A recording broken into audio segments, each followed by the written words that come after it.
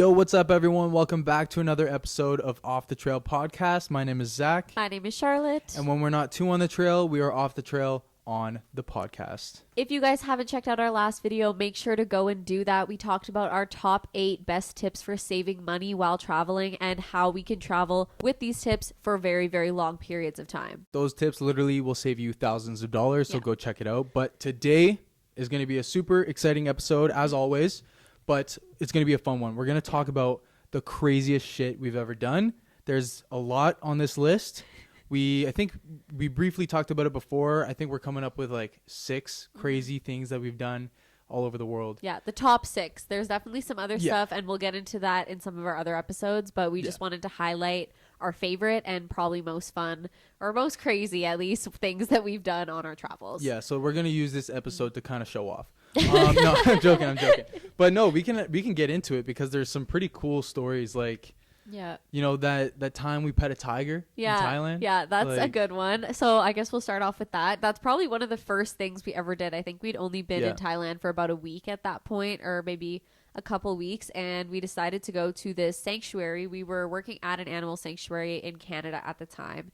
And when we went to Asia, we really wanted to connect with like the wildlife, the animals and everything there, but we wanted to make sure to do it ethically. Yeah. So we kind of did our research in different places. There are a ton of unethical places in Asia that like you riding can, elephants. Yeah, and anything like that we just really wanted to avoid. We did go to an elephant sanctuary as well. And that kind of spiked the idea. All these elephants had been rescued from circuses and other very negative kind of situations, and that was the same kind of situation as the tiger rescue that we went to. So these tigers had been rescued from all over the world, China for the most part, with the ones that we met in different circuses in the area, and they were brought over to Thailand when they were very, very young. So the tigers that we actually pet, they were about 2 years old, but if you guys have never seen a 2-year-old tiger, they are huge. They're huge. They're not cubs. Like, they were very, very big, but because they were so young, they also had a really good connection with the owners of the sanctuary and the people that worked there. So it was really cool. You could tell that the tigers, a lot of times they will drug them at places like this with tourists, but these two, like, we walked into their habitat and they were running around and like jumping up and down and everything, and we were both kind of taken aback. Like, they were huge. And it was really, really cool. We got to go up, we got to pet them. They gave them like literally catnip or something, like catnip. It looked like just long pieces of grass that they were chewing on, and they were super cool. They didn't let us like pet them on the face or anything. We were only allowed to like pet their backs and like rear end almost. And at one point they did get them to lie down and we could sit next to them. It's super cool. I might like throw in a picture here just so you can see if you're watching this. It was really cool to see them walking around and everything, and just see these huge cats. Zach literally has a tiger tattoo that he got that before we were in Thailand, and it was just really cool to be able to see them. We've done a lot of cool stuff with animals traveling around. Because tigers are one of my favorite animals. Elephants are one of my favorite animals. Dolphins, if you know me personally, you know that I was obsessed with dolphins as a kid, and they're still one of my favorite animals. I also have a dolphin tattoo. I was gonna say, and an elephant tattoo. And an elephant tattoo. Yeah, they're all on my arm. I'm not gonna show you today because we're trying to pack this into a short and sweet episode, but pretty much the time we swam with dolphins wasn't like any other. Okay? We were in Indonesia, we're in Bali, and I wanted to interact or see dolphins. You know, we had seen tigers, elephants, monkeys. I wanted to see dolphins because it was possible. I heard it was possible. But I didn't want to swim with captive dolphins. You know, I didn't want to support that. I don't like anything like that.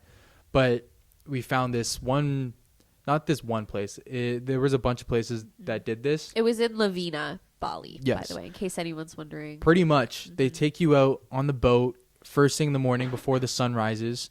And then as the sun rises, the dolphins start to get really active and like jump around and stuff. So you can see them from the boat, and they come super close to the boat. It was crazy. And, you know, they would jump, 4 or 5 of them would jump out of the water, and people would start clapping, and it was awesome. But then the guy driving the boat was like, okay, here, jump off. He hands me this snorkel mask thing that you can see underwater, obviously, but you can also breathe with having your head down. And I was like, how do I do this? Like what? He's like, just hold on to this. He points at this stick that's off the boat, and he says, just hang on to that. And it's like a swing, like one of those. It's literally a bar connected with a string to a stick, and I was holding onto it, and I'm getting dragged in the water, and I think we were each on one end of the boat getting pulled. Yeah, and he's driving the boat, and I'm hanging on, and I'm looking down, and all I see is dark blue, and then all of a sudden, like in the peripheral vision, I see like a little dolphin, like way far out. I was like, no way. And I'm thinking, I hope Charlotte is seeing this right now. I hope she's seeing this. And then all of a sudden 2, 3, 4, they start swimming up, and then like all of a sudden there's 50 to like 100 dolphins. I swear to God, no joke, no lie. Like a huge pod, or is it called a pod? Yeah, a pod. Let us know. So. Let us know in the I comments. think so.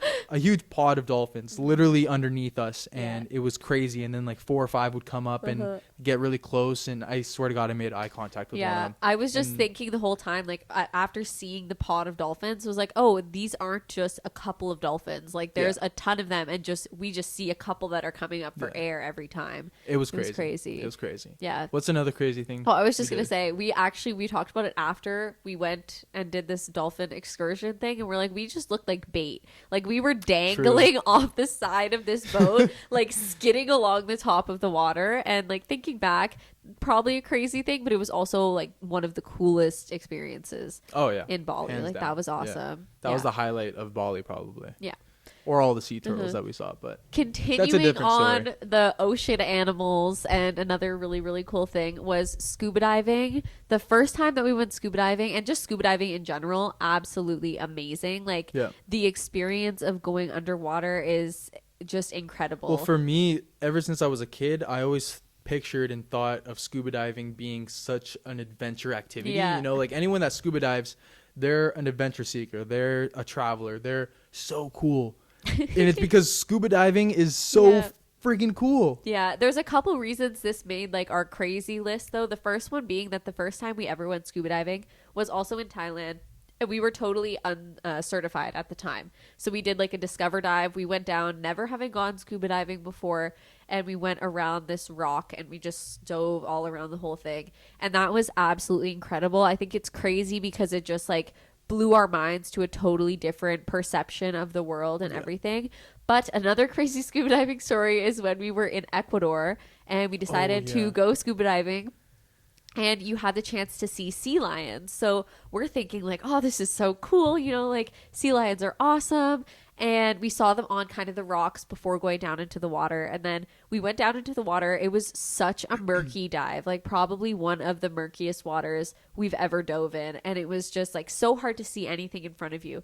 And then all of a sudden you see a pod of probably 10 or so. Is it a pod of sea lions, or is it called something else? I don't know. It's probably something else. Anyways, a group of sea lions swimming like right towards us. And we had learned before going into this excursion that the sea lions are all males who live on this island, and the kind of biggest, like, what would you say, most aggressive male will go to the female island. Alpha male, alpha sea lion. Yeah, and he will go to the female island, and he like lives on that island with the females. And then every once in a while, one of the ones from the male island will go over, try to fight him, you know, and like take over that island. So we see this pod coming towards us, and they are massive. Huge. Yeah. Huge. And if you've ever been scuba diving, everything under the water also feels bigger. Yeah. So they were huge, and they just came right at us. You could see them like sniff their little noses coming up. Like, it was crazy. They're like 2 to 3 times the size of us. Yeah. And you know, you think sea lions, okay, they're probably bigger than us, but when you see them in real life, you're like, holy shit. They're so big. They're huge. Like, I think everything in the water just is bigger than we all think. Like dolphins too. When you see dolphins in real life, you're like, damn, they're way bigger than I thought. You know, they're not the size of a dog. They're like huge. They're twice the size of us. But anyways, that was crazy. Yeah, and they like came right up to us. You could kind of see the one that was like leading the little pack, and he like checked us out a little bit more, and then decided like, okay, they're just humans, and they all swam away. But for a second, like, it was a little close. It like, was a little scary. From me to the camera, close. Like it seemed like underwater. Yeah, that was really, really cool. So that was another one. What else? Probably the time we went sandboarding. Oh, that's another one. I feel like that's just an activity that not a lot of people do. You know, people ski, snowboard, but like sandboarding. Like, there's not even a lot of deserts, I don't think, in the world. Is there? No, like I know there's a lot of deserts, but like I feel like desert areas aren't that common. Yeah, And at least with like the huge dunes and like having the yes, ability to go into it so easily. They're not highly habitable. Yeah. So, there's not a lot of activities being done in the deserts. So sandboarding, craziest thing we've ever done. Just ignore my dumb comment there. But yeah, so we went to Peru. We were in Huacachina. Huacachina? How do you pronounce it? Huacachina. Yeah. And we had the opportunity to sandboard. But the first time we went, it was with a guided tour. And like we mentioned in one of our other episodes, sometimes it's best to not do tours. In this case, we should have just done it on our own. Because the snowboards that they gave us was a plank of wood with like a Velcro strap that you just put on your shoe. And they didn't glide, they didn't slide. But, I was able to kind of slide down a little bit. She was able to sled down a little bit. But not the full potential of sandboarding. And then we were like, you know what, let's stay. Because in the little village at the bottom of the dunes, there were people selling or renting out actual snowboards. So we stayed an extra night, rented out a snowboard, got actual snowboard boots, hiked up the sand dune, and sandboarded. Yeah. Sandboarded. And it was super fun. And, crashing wasn't painful. It was just really uncomfortable.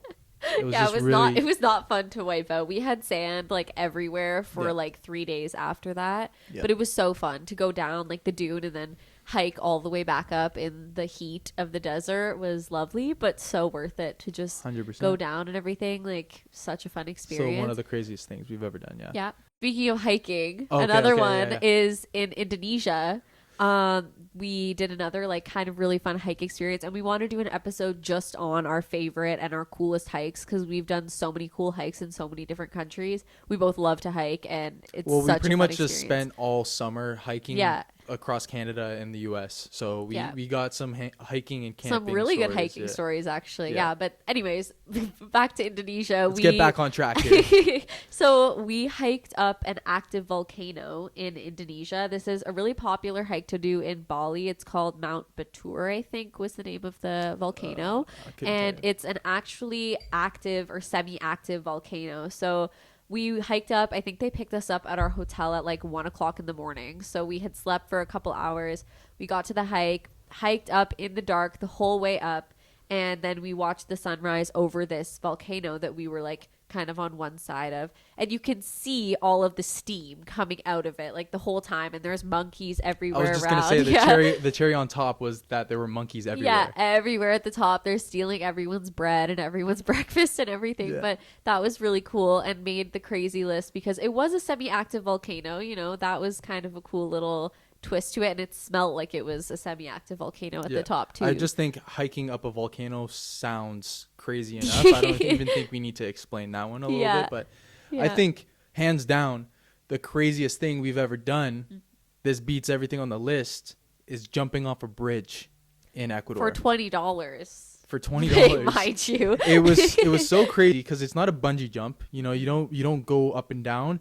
It was a rope. You jump off and you swung under and you go back and forth a few times and then they let you back down. But another thing that adds to the crazy factor is that we literally thought it was bullshit. We thought it was sketchy. We have the location on our phone and we walk up to it and it's just like two dudes with some ropes and like a platform. We're like, what the heck? Literally on this bridge that the bridge is already sketchy enough. I'm expecting to see this store with gear and actual like maybe a waiver or something to sign. So we like walk by and we walk across the bridge and we're like, no, I think that's it. So we went up and they're like, yeah, it's $20 and holds 5,000 pounds or something. Or yeah, he said it holds 5,000 pounds and we have 2 ropes, so it's definitely safe. So we're like, okay. And then I was like, Charlotte, you go first. Well, to be fair, we also saw a lot of other people there. So we're like, what we're going to do is we're going to wait and we're going to wait for another tourist to come. And our like rationality behind it was if someone else jumps and it's fine, then like we're good to go. If your friend jumps off a bridge, you jump off too. That was our mindset, okay? Yeah. Fuck. It did not just die. Sorry about that, guys. Technical difficulties. My laptop just died, but we are back. Where were we?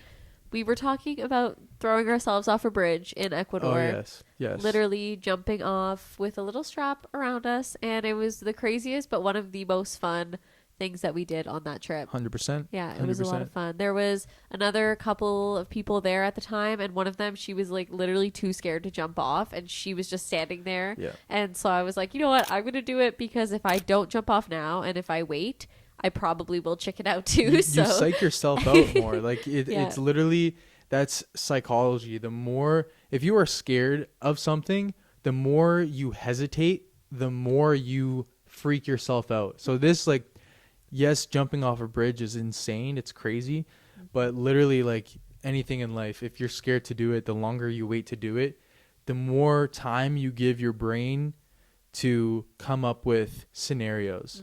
Whereas if you just have an impulse, you have an idea, and you have this thing that you want to do, and it scares you a little bit, if you just take action, like, you'll realize, like, it's not as scary as you think. Yeah. That's just, like, with jumping off the bridge was one thing that it taught me, was like, it's not as scary as you think. The funnest part is the scariest part. Yeah. And you survive even after jumping, you know? Yeah. So Yeah. We just Yeah. count down from 3 and then do it. Just Yeah. jump off. And yeah, we've definitely done a lot of other crazy things, but those are probably like the top, I think, 6 that we did, Yeah. and like some of my favorite or crazy memories from 100%. traveling. We'll I don't think it's definitely- the end of doing crazy things No, either. definitely So, not. Yeah. We haven't skydived yet. Yeah. And that's on the bucket list, you know? Yeah. Paragliding is on the bucket list. Real bungee jumping. I mean, like, That's I've done true. it back in Canada, but it would be cool, really cool to do it somewhere else. And My everything my like that. dream bucket list adrenaline rush activity is the flying squirrel suit. Oh, I was gonna cliff say jumping. I really want to do like heli skiing, like get dropped off at like Yeah, the okay. top of a mountain Yeah. with my snowboard and like snowboard down. Hell The yeah. powder would be really nice. I think that would be a lot of fun. 100%.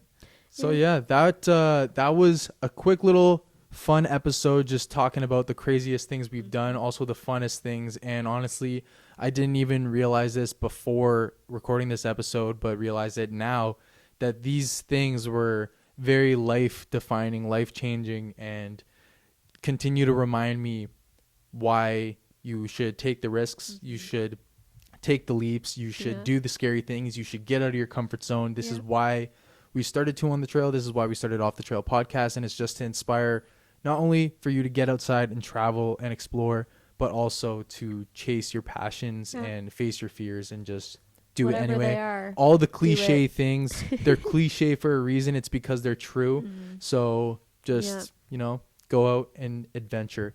If you Yeah. guys like this episode, be sure to like, comment, and share. That's the only way this will grow.